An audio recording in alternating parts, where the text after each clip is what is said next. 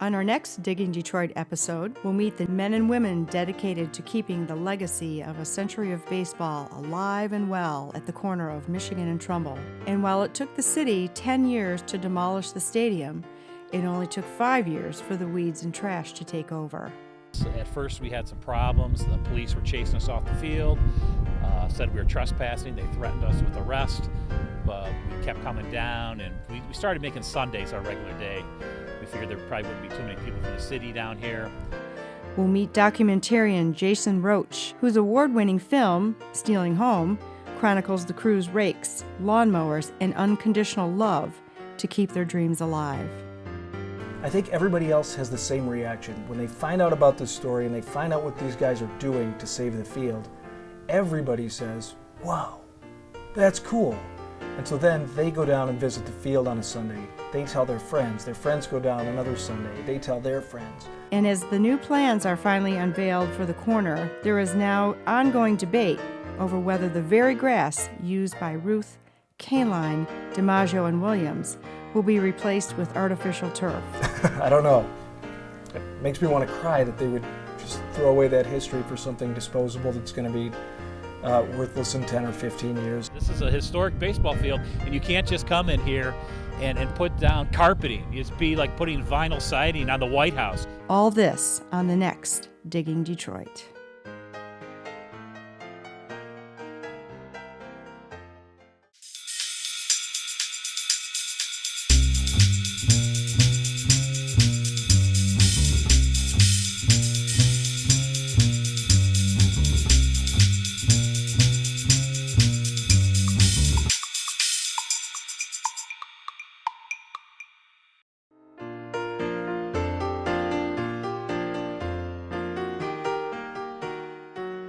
Welcome back to Digging Detroit. I'm Tom Reed, and this is my co-host, Pete Kalinski.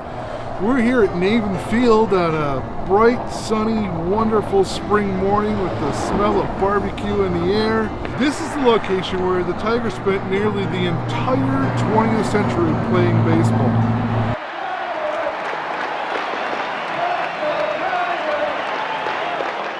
The corner of Michigan and Trumbull. For more than 100 years, the home of professional baseball in Detroit. And there it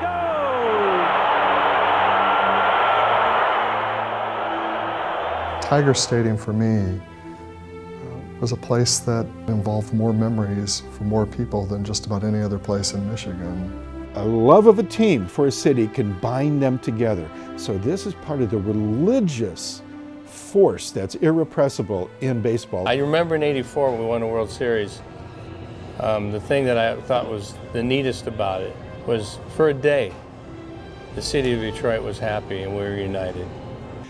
But then not just the team, the history that comes behind that team. Lou Gehrig, Babe Ruth, you know, all the guys that we read about in Cooperstown have played on this field at one time or another. My dad brought me to a lot of baseball games here. I mean, he died when I was 11, and my recollections of going places with my father were to the 7-Eleven where he worked, to the racetrack where he died, and to Tiger Stadium where we came more often probably than any place else.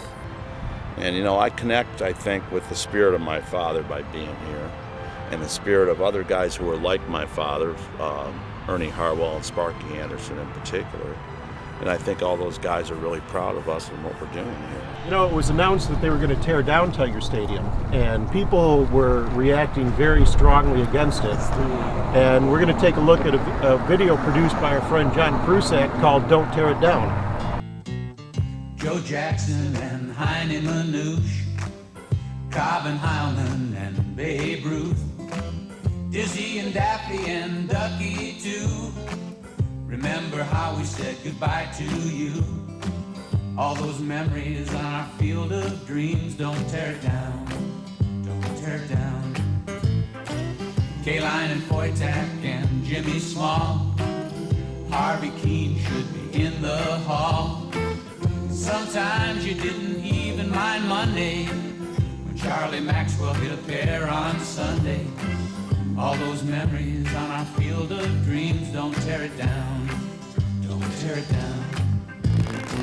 Mickey and Denny, hey, we were a cinch. Willie and Norman and Gates in a pinch.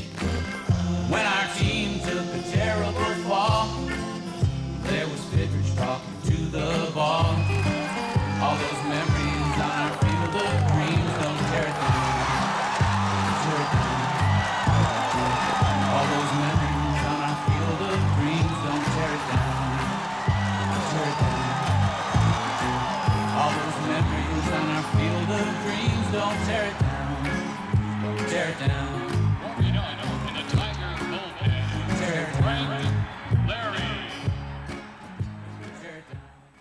Pete, you mentioned that once they actually tore down the stadium, that the field lay fallow for several years. Yeah. How did it get to the condition that it's in now?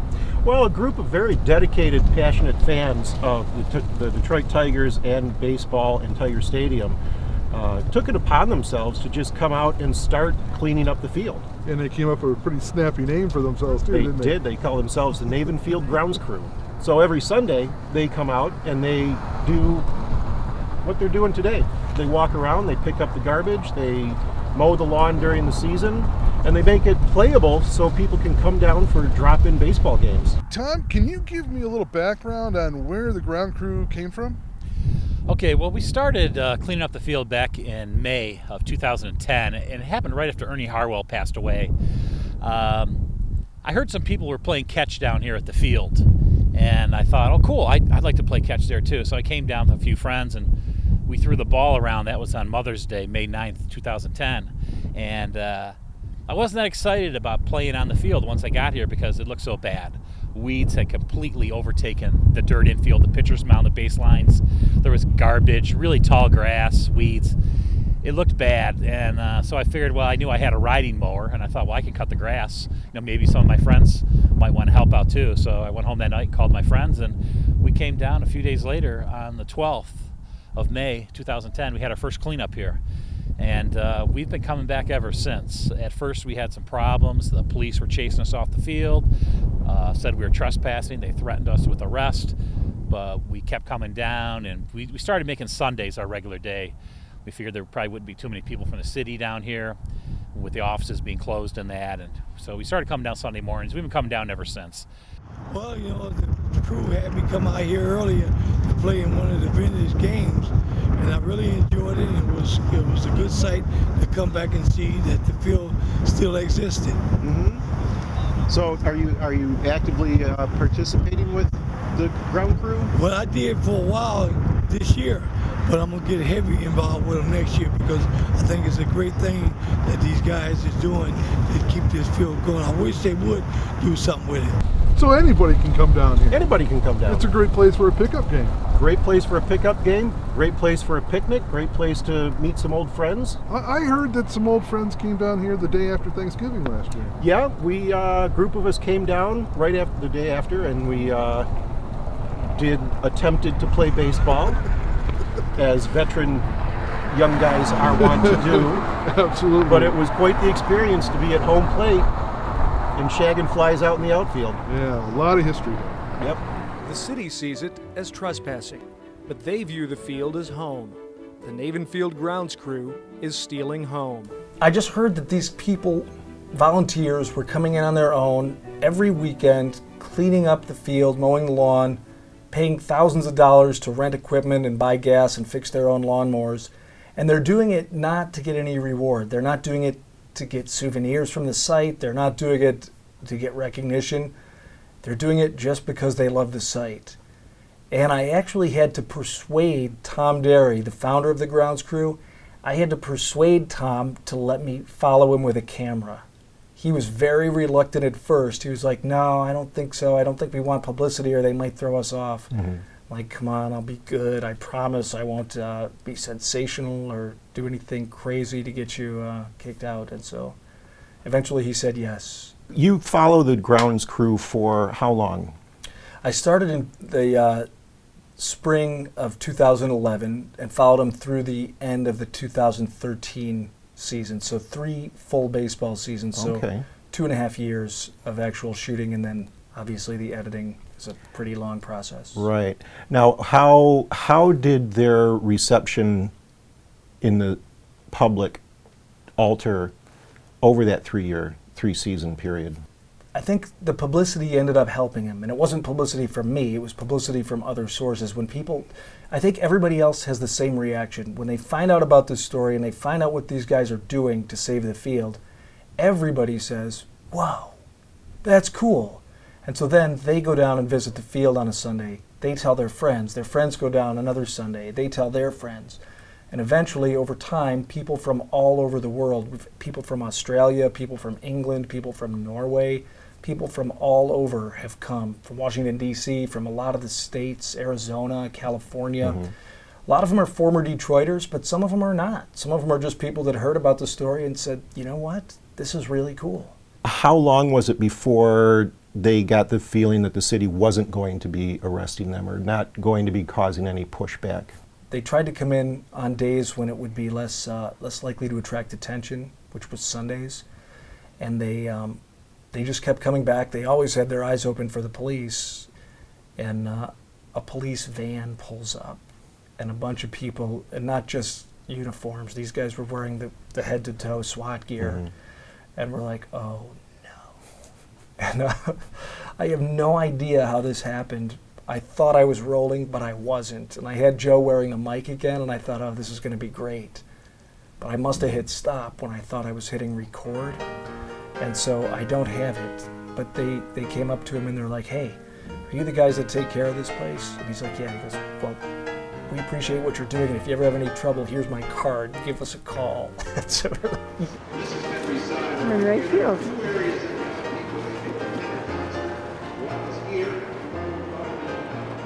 I'm going to miss this area the most, the right field overhang. There's a lot of character quirks and corners and everything else here that is not found out in left field. Left field is just a straight shot. Over those 3 years, am I correct that you got to talk to a lot of people coming up, Oh, besides just the grounds crew? absolutely, hundreds of people. What were their stories? What were they talking about? Was there any consistent type of or prevailing type of theme that they talked about? The most consistent theme was the fact that this place, when it was a stadium, brought people together.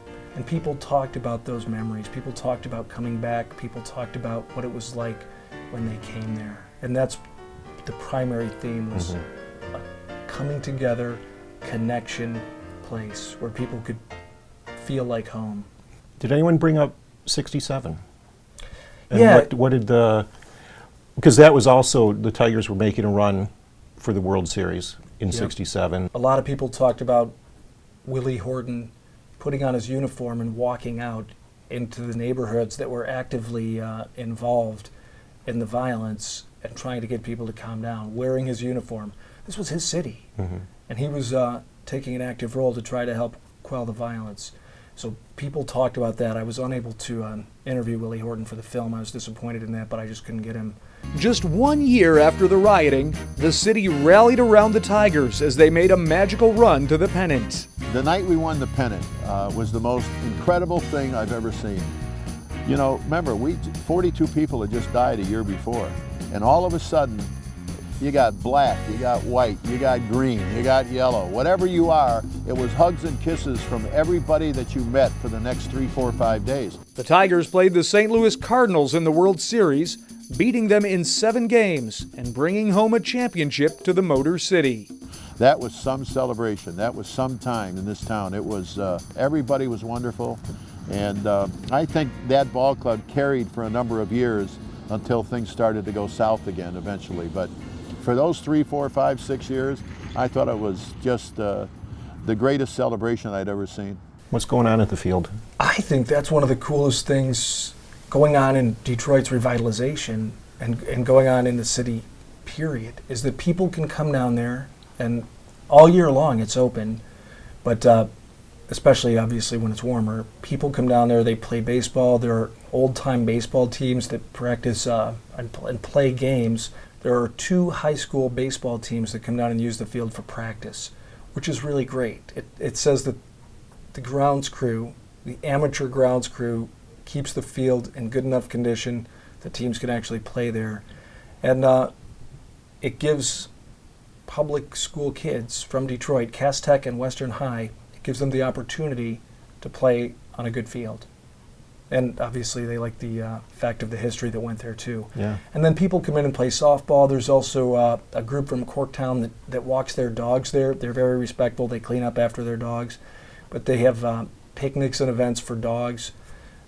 People have gotten married there. That's actually in the film. We've got some footage of that. And in fact, at the end of the film, I had to change the credits because Tom Derry and his longtime girlfriend Sarah from the grounds crew ended up getting married at home plate at the old Tiger Stadium site, Navin Field. And it was a real spectacle. It was great.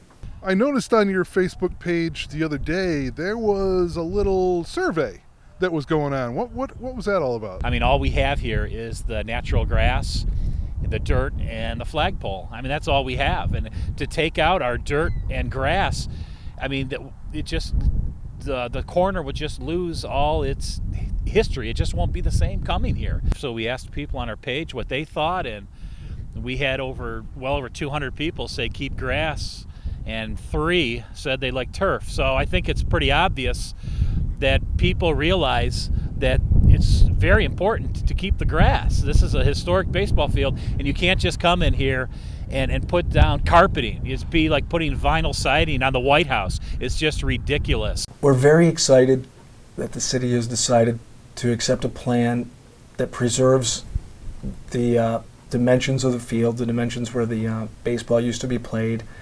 I personally don't think there's anything wrong with a building being around there because for years and years there was a building around there. Yeah. And I would love to have one of those condos down there if I could afford it. That'd be the coolest place to live. We are very, very concerned, and it just it's like a knife right in the heart that they're thinking about putting synthetic turf down instead of natural grass.